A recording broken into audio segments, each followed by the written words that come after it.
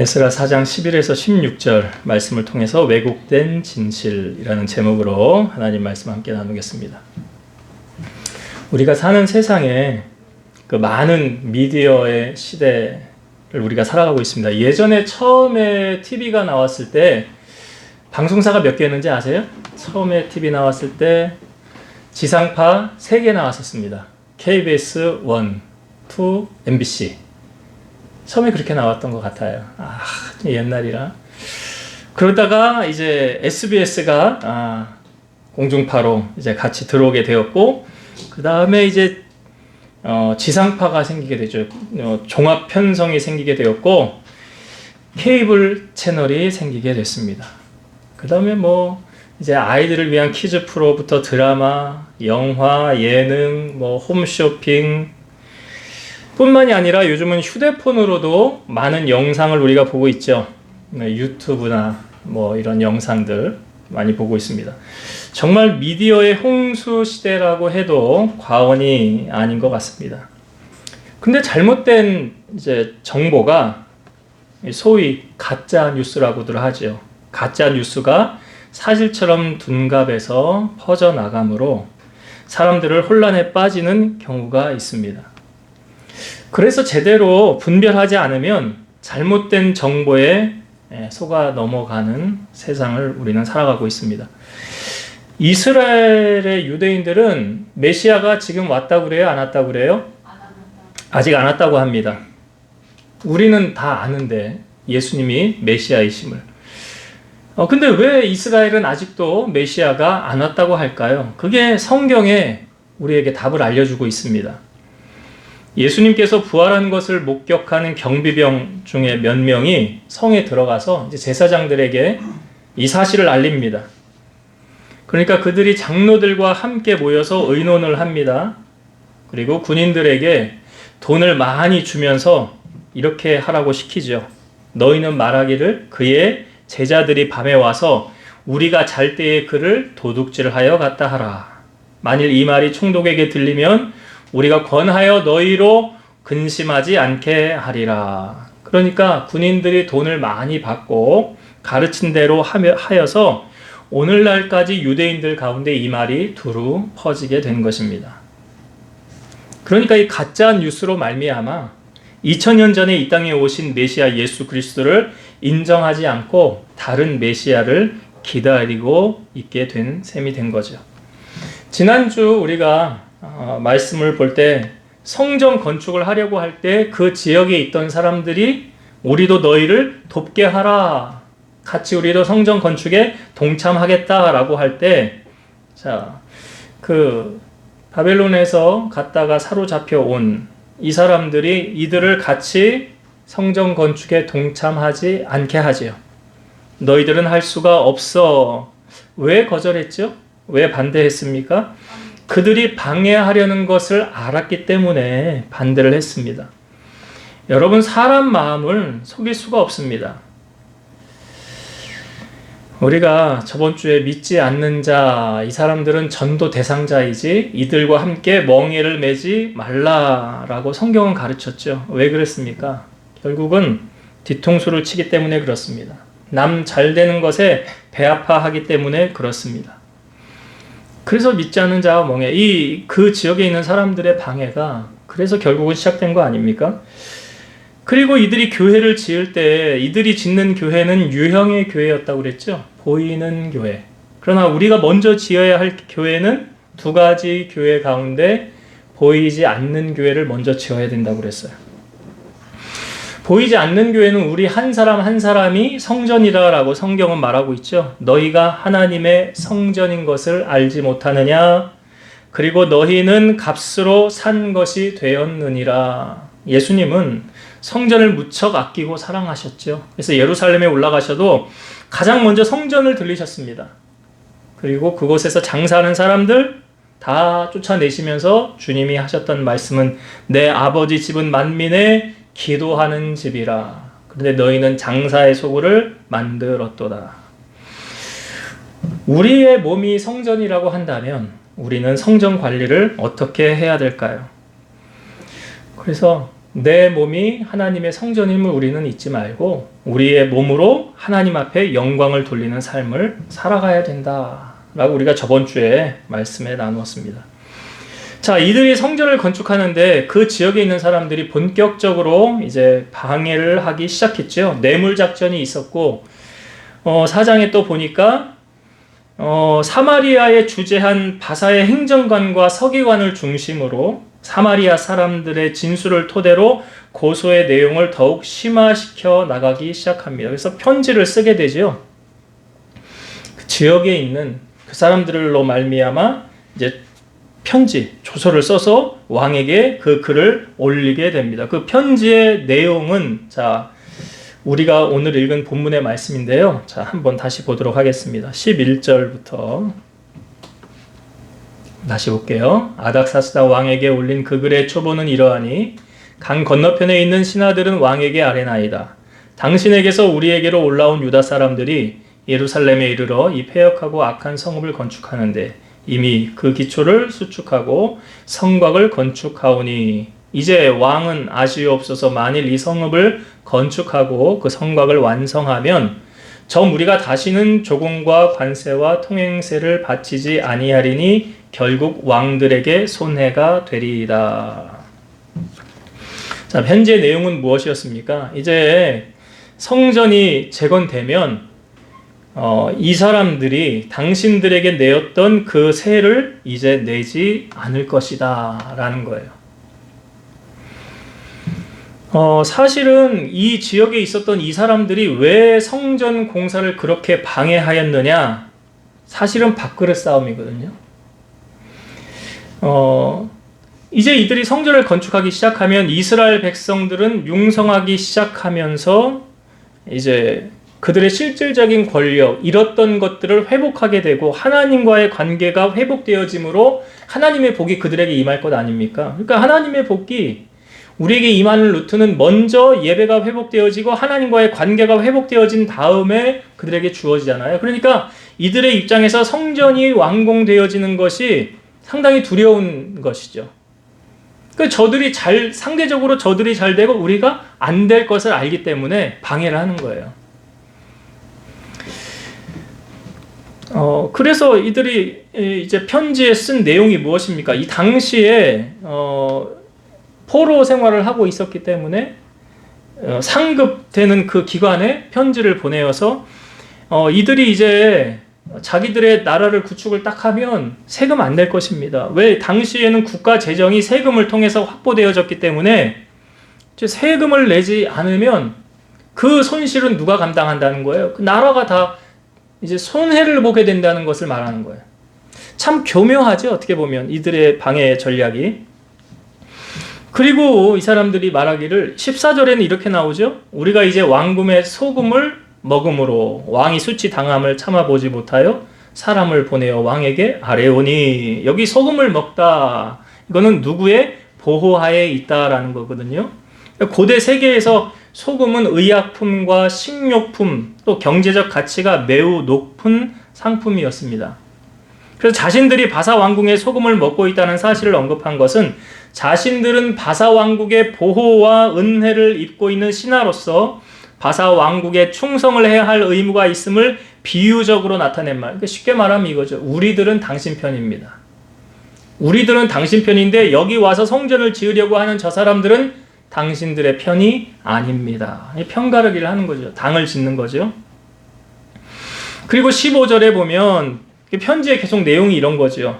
왕은 조상들의 사기를 살펴보시면 그 사기에서 이 성읍은 패역한 성읍이라 예로부터 그 중에서 항상 반역하는 일을 행하여 왕들과 각토에 손해가 된 것을 보시고 아실지라. 이 성읍이 무너짐도 이 때문이다. 그러니까 여기 사기라는 건 과거의 역사의 기록이거든요. 그 역사에 기록해 놓은 보관 문서, 그것을 보면 이스라엘 백성들이 바벨론이나 아수르 등의 강대국에 의해서 강력한 저항을 해왔던 역사적 사실이 있을 것을 볼 것입니다.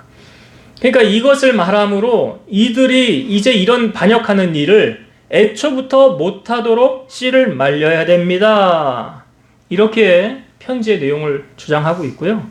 이 마지막에 읽었던 이 16절의 말씀도 볼까요? 이제 감히 왕에게 아뢰오니 이 성읍이 중건되어 성곽이 준공되면 이로 말미암아 왕의 강 건너편 영지가 없어지리이다 하였더라. 그러니까 뭐예요? 결국은 여기 지역 당신들의 소유권에서 벗어나게 될 거라는 거죠. 그러니까 이건 어불성설의 억지 주장이죠. 그러니까 왜곡된 진실을 지금 선포하고 있는 거예요. 이 사마리아인들의 끈질긴 방해 공작 뒤에는 사탄의 간교한 사주가 있었음을 짐작할 수 있습니다. 비록 사마리아인들이 자신들의 입지와 권익을 직접적으로 연결된 문제이기에 재건을 방해했지만 그 이면에는 사탄의 철저한 회방이 있었다는 거예요. 이제 이스라엘 백성들이 성전을 재건하고 하나님 관계가 회복되면 제가 말씀드렸지만 그들의 영적 지위가 다시 복원되고 사탄이 악한 왕들을 통해서 행한 지금까지의 모든 일이 수포로 돌아가기 때문에 이 사탄의 세력은 어떻게 해서든지 하나님의 백성들 또한 하나님과의 진정한 교제가 이루어지지 않도록 끝까지 방해하려고 했던 것입니다. 그러니까 하나님의 본심은 무엇입니까? 우리를 복되게 하고 잘되게 하고 번성케 하는 게 이게 하나님의 본심이요. 악한 마귀는요. 결국은 우리가 망하기를 원하는 것이 마귀의 본성이에요. 그러니까 오늘 본문을 통해서 우리가 두 가지를 좀 생각해보고 말씀을 마치려고 하는데요. 첫 번째는 크리스찬은 항상 사탄의 음모를 간파할 신령한 분별력을 소유해야 한다라는 거예요. 이것이 하나님이 하시는 일인지 사탄이 하는 일인지 우리가 분명하게 분별을 해야 돼. 이거 어떻게 쉽게 알 수 있냐면 자, 그 일의 결과 동기를 보면 확실히 알 수가 있어요. 그러니까 지금 성전을 건축하는 것은 누구를 위해 성전을 건축하는 거예요? 하나님을 위해서죠. 그러니까 하나님이 기뻐하시는 일이잖아요. 그럼 반대로 성전 짓는 것을 방해하는 것은 마귀의 일이잖아요. 이게 딱 분별이 되잖아요. 우리가 어떤 일을 행함에 있어서도 이 일은 하나님이 기뻐하시는 일이다. 그러면 하시고요. 하나님이 기뻐하지 않는 일이다. 그러면 안 하시면 돼요.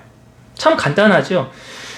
성경에 보면 사탄은요, 우리에게 광명의 천사로 위장해서 다가온대요. 그래서 사탄의 일꾼들은 의의 일꾼으로 위장해서 우리에게 다가온다고 합니다. 예수님은 12 제자에게 세족식을 행할 때 이런 말씀을 하셨어요. 너희가 깨끗하나 다는 아니니라. 그리고 내가 떡을 적셔서 주는 그 사람이 나를 팔 것이다 그랬잖아요. 그래서 유다에게 주지 않습니까? 유다가 그것을 받아요. 받은 후에 그 안에 뭐가 들어갑니까? 사탄이 들어가죠. 근데 예수님이 그 다음에 이렇게 말씀하세요. 내가 하고자 하는 일을 속히 하라. 그러니까 유다가 밖에 나가니까 제자들은 유다가 뭘 사러 가나? 잘 몰랐어요. 예수님을 팔려고 하는 의도를 전혀 몰랐기 때문에 이건 예수님만 알고 계셨다는 거죠. 그래서 유다는 결국은 사탄이 들어가서 사탄의 종로로 타다가 그 인생 불행하게 마감을 하지 않습니까? 모세의 뒤를 이었던 여호수아가 여리고에 가까이 갔을 때 한 사람이 칼을 빼어 들고 손에 들고 서 있었습니다. 그래서 여호수아가 이러죠. 너는 우리를 위하느냐 우리의 대적을 위하느냐 라고 질문할 때 그 사람이 이렇게 말해요. 나는 여호와의 군대 대장으로 지금 왔느니라. 여호수아가 그 말을 듣고 얼굴을 땅에 대고 엎드려 절하면서 내 주여 종에게 무슨 말씀을 하려 하시나이까. 그러니까 내 발에서 신을 벗으라. 내가 선 곳은 거룩하니라. 여호수아가 그대로 행하는 것을 보게 되죠. 신을 벗는다는 의미는 무엇입니까? 그러니까 더러운 것을 벗는다는 의미가 있는 것이고요. 이제 내 가는 길을 주님께 맡긴다는 의미잖아요. 내 길을 주님이 아시고 인도하실 것이다. 그래서 야고보서 4장 7절 그런즉 너희는 하나님께 복종할지어다. 마귀를 대적하라. 그리하면 너희를 피하리라. 우리가 복종해야 될 대상은 하나님. 우리가 대적해야 될 대상은 악한 마귀. 그래서 싸워야 할 대상과 순복해야 될 대상을 분명히 알아야 우리는 지혜롭게 신앙생활을 할 수 있다라는 거죠. 자, 지금 성전 건축을 방해하는 이 무리들, 이들의 말을 들어야 됩니까? 아니잖아요. 이들은 악한 사단의 계교에 쓰임받는 불행한 사람들이잖아요. 하나님의 일을 방해하는 사람들 아닙니까? 그러니까 그 일에 동조할 이유가 없는 거죠. 그러니까 분별을 확실하게 할 줄 알아야 된다는 거예요. 그래서 여러분들이 이 땅에 살면서 항상 하나님의 뜻과 악한 마귀의 뜻을 분별해서 하나님의 뜻을 행하고 마귀에는 대적하고 물리칠 줄 아는 지혜로운 여러분이 되시기를 주의 이름으로 축원드립니다. 한 가지 더 나누고 싶은 은혜는 자기에게 맡겨진 하나님의 일을 중단하는 것은 곧 사탄과의 싸움에서의 패배임을 알아야 한다는 거예요. 결국 하나님이 맡긴 일을 내가 하지 않는다는 것은 사탄과의 싸움에서 졌다라는 거죠. 패배했다라는 것입니다. 성전 건축이 마귀의 끊임없는 방해가 지금 계속 있지 않습니까? 근데 그것을 눌려서 만약에 중단이 되면 마귀는 좋아해서 하하호호할 것이고 하나님의 마음은 아프실 것 아닙니까? 그러니까 나 하나쯤이야가 아니라 하나님이 나에게 맡기신 그 일을 내가 나의 삶의 현장에서 최선을 다해서 충성하는 것이 하나님의 교회를 세워가는 것이고요. 하나님이 기뻐하는 일을 행하는 것이라는 거죠. 여러분, 사명은 누가 주신 겁니까? 하나님께서 주신 겁니다. 그래서 사명은 사람에게 잘했다 잘못했다라고 평가를 받는 게 아니고요. 상 주실 이가 하나님이시기 때문에 하나님에게 잘했다 잘못했다, 잘하면 상을 줄 것이고 잘못하면 벌을 받을 것 아닙니까? 그러니까 우리의 평가는 결국 누구에게 받는 것입니까? 하나님 앞에서 받는 거예요. 그러니까 나에게 주신 사명을 우리는 최선을 다해서 감당해야 된다는 거죠. 고린도전서 9장 24절, 운동장에서 다름질하는 자들이 다 달릴지라도 오직 상을 받는 사람은 한 사람인 줄을 너희가 알지 못하느냐? 너희도 상을 받도록 이와 같이 다름질하라. 사도 바울은 내가 달려갈 길을 마치고 믿음을 지켰으니 이제 후로는 나를 위하여 의의 면류관이 예비되었으리라. 생명의 면류관이 내게 주어질 것이니라. 이게 천국의 상급을 기대하면서 사도 바울이 열심히 달려가지 않았습니까? 여러분, 높임을 받길 원하신다면 섬기는 자가 돼야 되는 거고요. 믿음의 성장도 사실은 섬길 때 믿음이 성장하게 되는 거예요. 그리고 그 섬김을 통하여 우리는 주님이 주시는 기쁨을 누리게 된다는 것입니다. 그래서 내게 주신 직분을 잘 감당하는 것이 우리는 섬김의 역할을 잘 감당하는 것이다 라는 거예요. 자, 오늘 이제 말씀을 정리하고 마치겠습니다. 오늘 성전 건축을 방해하는 이 무리들이 어떻게 했습니까? 교묘하지요. 끊임없죠. 성경은 우리에게 알려주고 있어요. 악한 마귀가 두루 다니며 삼킬 자를 찾는다. 우는 사자같이. 오늘도 마귀는 자기의 밥을 찾고요. 하나님의 일을 흔들어 놓고 방해하려고 하고 있습니다. 그러니까 우리가 깨어서 그런 것들을 분별할 줄 알아야 하는 것이고요. 악한 마귀의 계략에 여러분들 그냥 넘어지면 패배하는 거예요. 넘어지면, 그러니까 마귀는 어떻게 하래요? 대적하고 하나님께는 순복하라고 그러잖아요. 그러니까 마귀의 일에 여러분 눌려서 하나님이 내게 맡기신 일을 기분이 나쁘거나 자존심이 상하거나 일이 바쁘거나 여러 가지 이유로 사명 감당하지 못하는 것은 마귀에게 지고 있다는 거예요.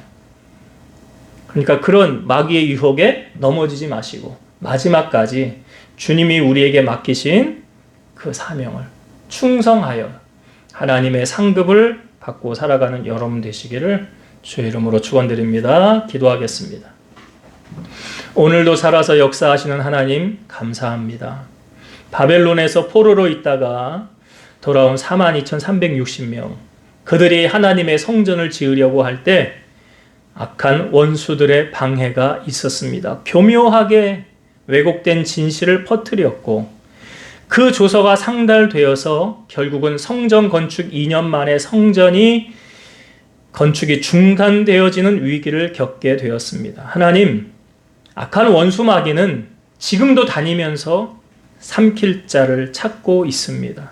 우리 사랑하는 성도들은 마귀의 밥으로 사는 것이 아니라 깨어서 분별하여서 마귀를 대적하여 믿음으로 깨어 승리하는 자들 되게 하시고 최후 승리하여 주님이 우리에게 맡기신 귀한 사명들을 잘 감당하여 주님 앞에 섰을 때 잘하였도다 착하고 충성된 종아라는 칭찬을 받으며 마지막 주님이 오시는 그날까지 승리하는 인생을 살아가는 우리 성도들이 다 되게 하여 주옵소서.